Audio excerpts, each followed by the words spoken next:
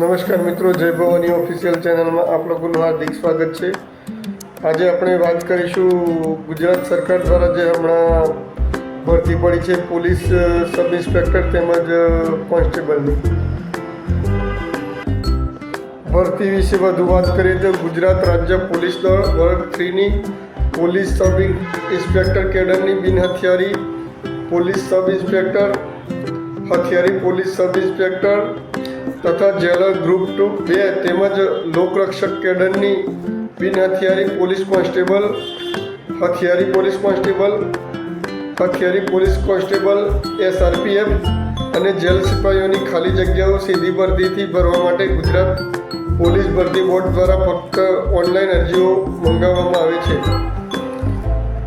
આ ભરતીમાં વધુ વાત કરીએ તો ભરતી નિયમોના પ્રવર્તમાન નિયમ મુજબ તેમજ જોગવાઈઓ મુજબ લાયકાત પરિપૂર્ણ ધરાવતા અને ઈચ્છા ધરાવતા ઉમેદવારોએ તારીખ 3/12/2025થી તારીખ 23/12/2025 સુધીમાં ઓનલાઈન અરજી કરવાની હોય છે।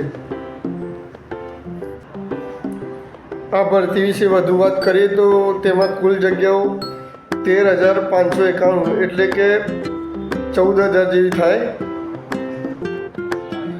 જેમાં માજી સૈનિક ઉમેદવારો માટે ઉપરોક્ત કુલ જગ્યા 13,591ના 10% લેખે નિયમો અનુસાર 1,359 જગ્યાઓ અનામત મળવા પાત્ર છે, જે ફક્ત માજી સૈનિકો માટે છે। ઉપરોક્ત આંકડો જે દર્શાવેલ છે તેમાં વધઘટ થવાની શક્યતા રહેલ હોય, જગ્યાઓમાં વધઘટ થઈ શકવાની શક્યતા હોઈ શકે છે।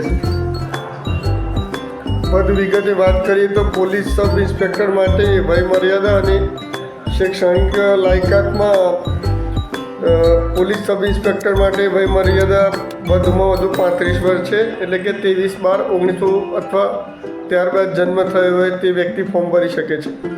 શૈક્ષણિક લાયકાતમાં વાત કરીએ તો પોલીસ સબ ઇન્સ્પેક્ટરમાં ગ્રેજ્યુએશનની જોગવાઈ કરેલી છે। એ જ રીતે લોકરક્ષક કેડર માટે વયમર્યાદા 33 વર્ષથી વધુ ન હોવી જોઈએ, એટલે કે 18 વર્ષથી 33 વર્ષ સુધીના લોકો ફોર્મ ભરી શકે છે। તેમાં 23/12/1992થી 23/12/2007 સુધીમાં જન્મેલ તમામ લોકો ફોર્મ ભરી શકે છે।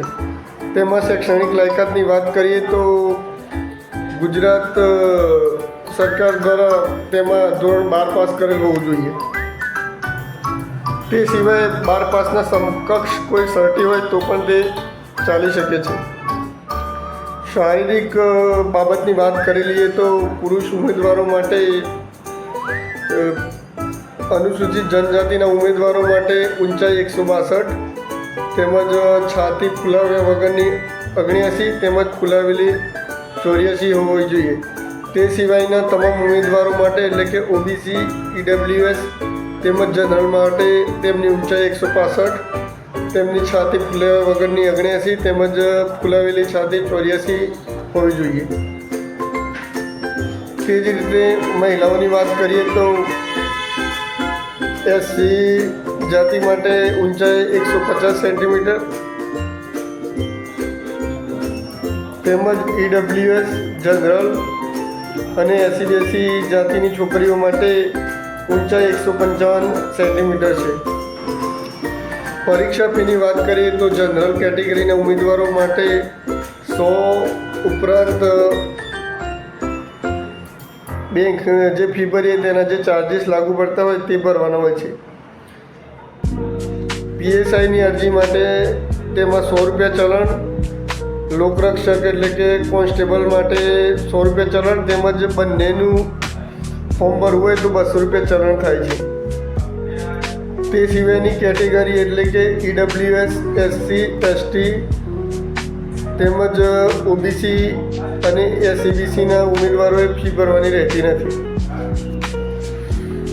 પરીક્ષાના ચરણોની વાત કરીએ તો PSIમાં સૌપ્રથમ ફિઝિકલ ટેસ્ટ આપવાનો હોય છે, ત્યારબાદ મેગની એક્ઝામ આપવાની હોય છે। એ જ રીતે લોકરક્ષક દળમાં ફર્સ્ટ સ્ટેજમાં ફિઝિકલ ટેસ્ટ અને સેકન્ડ સ્ટેજમાં ઓબ્જેક્ટિવ MCQ એટલે કે MCQ પ્રકારના જે પેલા પેપર આવે છે એ આપવાના હોય છે। ફિઝિકલ ટેસ્ટની વાત કરીએ તો દોડમાં પુરુષોએ 5000 મીટર દોડ 25 મિનિટમાં પૂરી કરવાની હોય છે. મહિલાઓએ 1600 મીટર દોડ 9 મિનિટ અને 30 સેકન્ડમાં પૂરી કરવાની હોય છે. તે સિવાય એક્સ સર્વિસમેન હોય તેને 2400 મીટર દોડ વધુમાં વધુ 12 મિનિટ અને 30 સેકન્ડમાં દોડ પૂરી કરવાની હોય છે. આ ભરતીમાં ફોર્મ ભરવા માટે ડોક્યુમેન્ટની વાત કરીએ તો તેમાં ફોટો, સહી, આધાર કાર્ડ, જાતિનો દાખલો, EWS સર્ટી જે કાસ્ટને લાગુ પડતું હોય તે, ગ્રેજ્યુએટની માર્કશીટ, ધોરણ 12ની marksheet, mobile number, email ID જે ચાલુ હોય તે, સ્પોર્ટનું સર્ટિફિકેટ જો હોય તો, NCCનું સર્ટિફિકેટ જો હોય તો, હાલ પોલીસમાં કોઈ વ્યક્તિ ફરજ બજાવતું હોય તો જોઈન થયાની તારીખ અને જો અગાઉ ઓજસનું ફોર્મ ભરેલું હોય વેબસાઇટ ઉપર તો તેના આઈડીની જરૂરિયાત રહેતી હોય છે. આ ભરતીમાં ફોર્મ ભરવાની છેલ્લી તારીખ 23/12/2025 છે. જે વિદ્યાર્થી મિત્રોને ફોર્મ ભરવાનું હોય તે ફોર્મ ભરાવી દે ઝડપથી.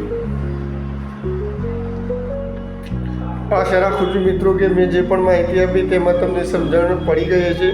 વધુ માહિતી માટે તમે ઓજસ વેબસાઇટ પર જઈ ત્યાંથી PDF ડાઉનલોડ કરી શકો છો. જય હિન્દ, જય ભારત.